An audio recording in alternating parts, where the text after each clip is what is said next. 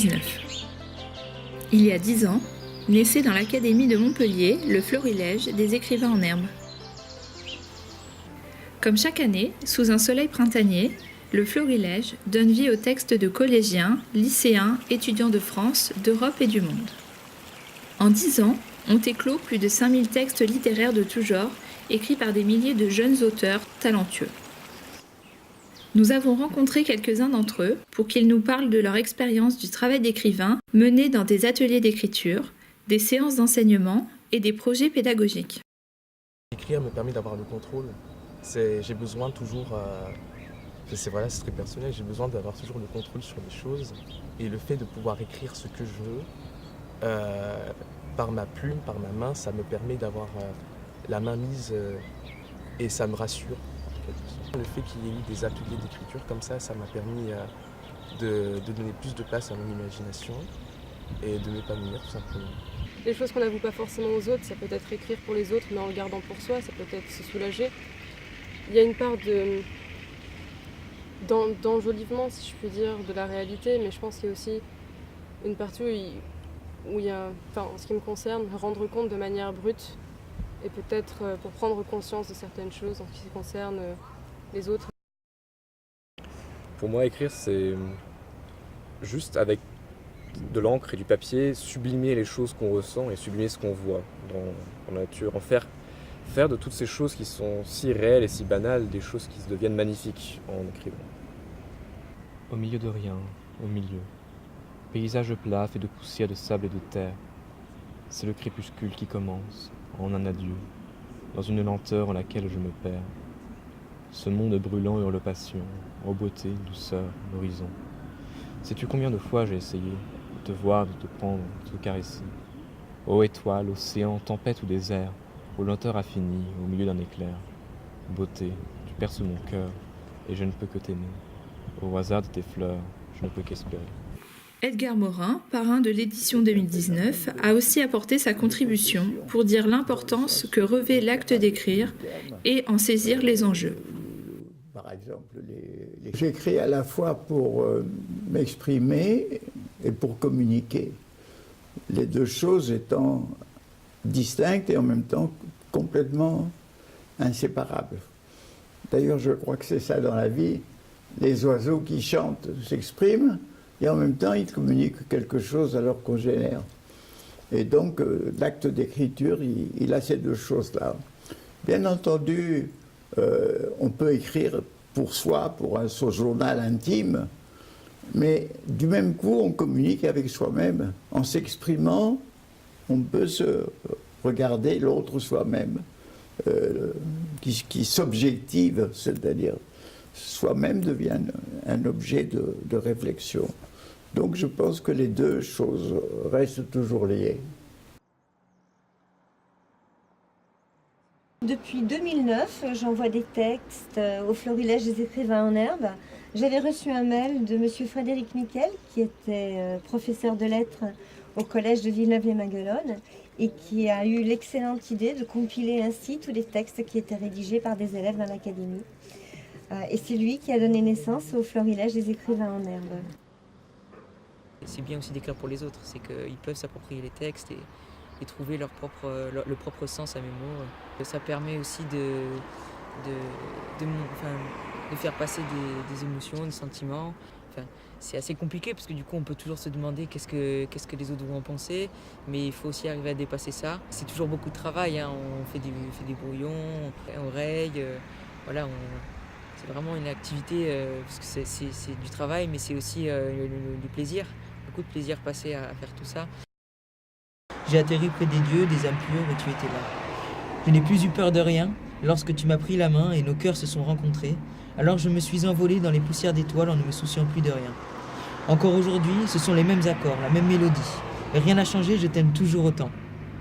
Chaque soir, je regarde les étoiles étincelantes dans la nuit. Je nous revois, moi ton roi et toi ma reine, regardant l'avenir avec le cœur empli d'amour.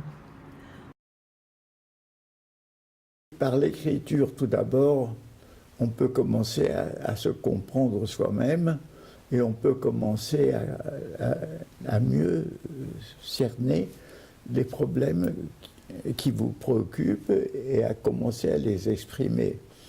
Donc l'écriture est une sorte de message qui s'adresse à la compréhension d'autrui. Et bien entendu, moi je pense que les grandes œuvres littéraires, les romans, sont des œuvres qui permettent de mieux comprendre les réalités humaines que les sciences. Parce que les sciences, même la psychologie, la sociologie, sont des choses désincarnées et froides.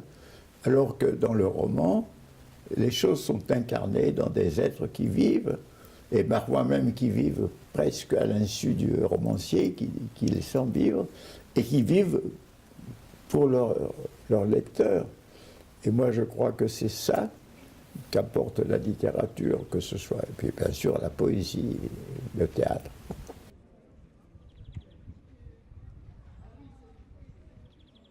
Ça leur a donné un certain plaisir d'être publiés et ça a créé une émulation pour les inciter à poursuivre cette création. Et de nombreux élèves ne sont pas dans des filières littéraires, mais ils continuent parce qu'ils ont envie d'avoir un regard sur leur travail d'écriture et de création. Il me semble que ça dessine un épanouissement personnel de l'élève et une forme de bien-être et une capacité à communiquer. Et je vais essayer de les amener à approfondir leur univers et à créer leur propre plume. Je trouve que c'est bien de pouvoir les amener à s'épanouir ainsi.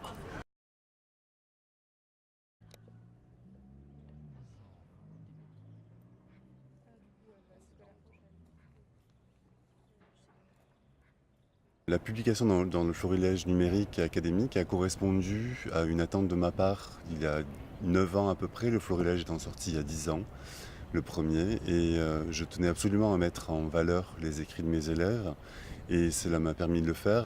Mettre en valeur leur écrit, c'était les mettre en valeur eux-mêmes et vraiment souligner la qualité des élèves, leur créativité, leur inventivité.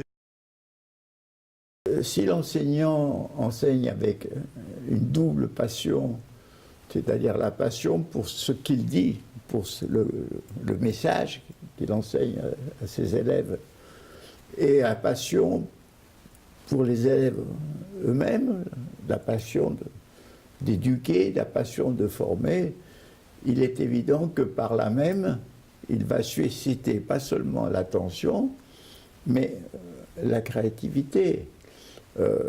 Là aussi, tout dépend de la façon dont l'enseignant conçoit son rôle. Moi, je pense que c'est Platon qui a dit la chose clé pour l'enseignant. Il a dit, pour enseigner, il faut de l'éros, il faut de l'amour. Sinon, on débite simplement du savoir. Nous savons aujourd'hui que l'émotion aide à transmettre une connaissance rationnelle même. Donc, on ne peut pas...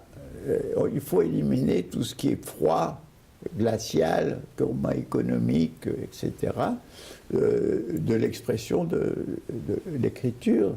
L'écriture est une chose personnelle qui s'adresse à des personnes. C'est ça qui est important. J'ai toujours beaucoup lu. Et c'est vrai que l'écriture qui est venue après vers mes 14 ans m'a permis de poser ce que je ressentais et de me décharger de ces émotions.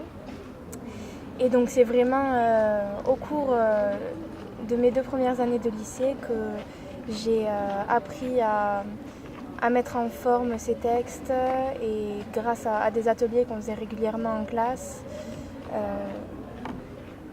à écrire de façon plus correcte, je dirais, et plus jolie. Et voilà.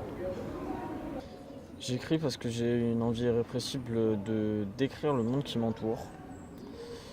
Et je pense que certaines personnes ont des pulsions meurtrières ou des choses comme ça. Moi, j'ai des pulsions pour écrire. Donc je sais pas si c'est une bonne chose, mais bon, c'est quelque chose qui est ancré en moi. Écrire, si vous voulez, c'est un phénomène de possession, dans le sens littéral du terme. Par exemple, les chamans sont des gens qui sont possédés par des forces extralucides qui les poussent, disons, à faire des découvertes, à communiquer avec le monde, etc. Et moi, chaque fois que j'écris quelque chose qui me passionne, qui pour moi est profond, je me sens dans cet état de transe, disons, de transe douce, qui est possession. D'ailleurs, quand vous regardez les écrivains, certains ont besoin d'un adjuvant. Balzac, il avait tout le temps besoin de prendre du café. Malraux, il avait besoin de prendre un peu de cocaïne. Il y en a qui n'ont besoin de rien, qui sentent en eux ce souffle qu'on appelait dans le temps l'inspiration.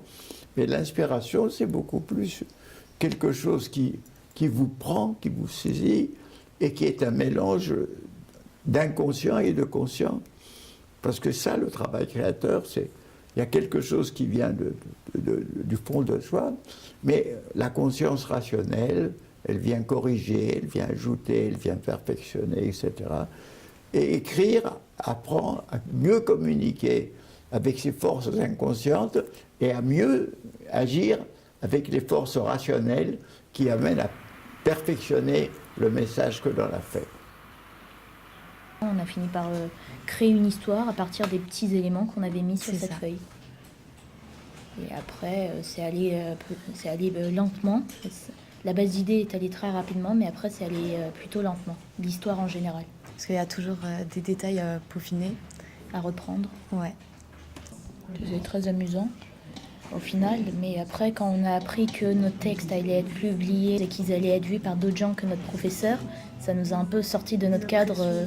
D'habitude on est dans un cadre pédagogique, là on était votre texte sera publié et ça sera d'autres personnes qui vont aller le voir. Il faut donner assez de détails, mais pas trop non plus, pour ne pas perdre le lecteur. Et c'est ça que je trouve difficile personnellement. Et après, il faut faire aussi attention à ce qu'on écrit, attention aux mots qu'on utilise. Ça demande plus de sérieux. Ce qu'il y a de bon dans le florilège, tout ça, c'est pousser à l'écriture, c'est pousser à mieux se réaliser soi-même, à mieux s'exprimer, à mieux avoir de meilleures relations avec autrui. Enfin, c'est quelque chose de très important et aussi d'accéder aux belles émotions esthétiques que va donner après la lecture ou que vont donner les arts. Écrire fait entrer dans les mystères et dans les beautés de la langue, et chaque langue a sa beauté, ses capacités, et c'est une incitation à la créativité. Donc je suis heureux d'être parrain de cette histoire. Ça m'a paru comme inviter quelqu'un dans un songe, un partage, c'est tout. Écrire, c'est le souci de partager, oui, c'est la tentative de partager.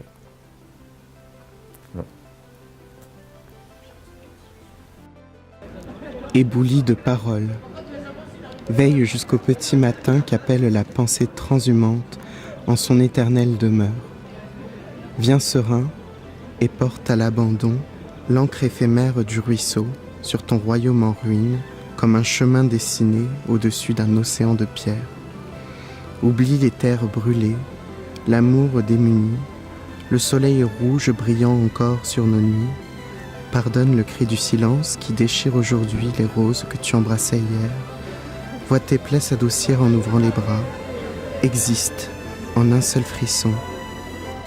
Offre-moi tes larmes et tu les verras bientôt rire dans la mousson, quand tes remords dormiront, tandis que ce siècle mourra pour mieux renaître sous le ciel de ta main. Attendons simplement jusqu'au petit matin que la vie nous fasse signe, et nous écrirons la suite demain.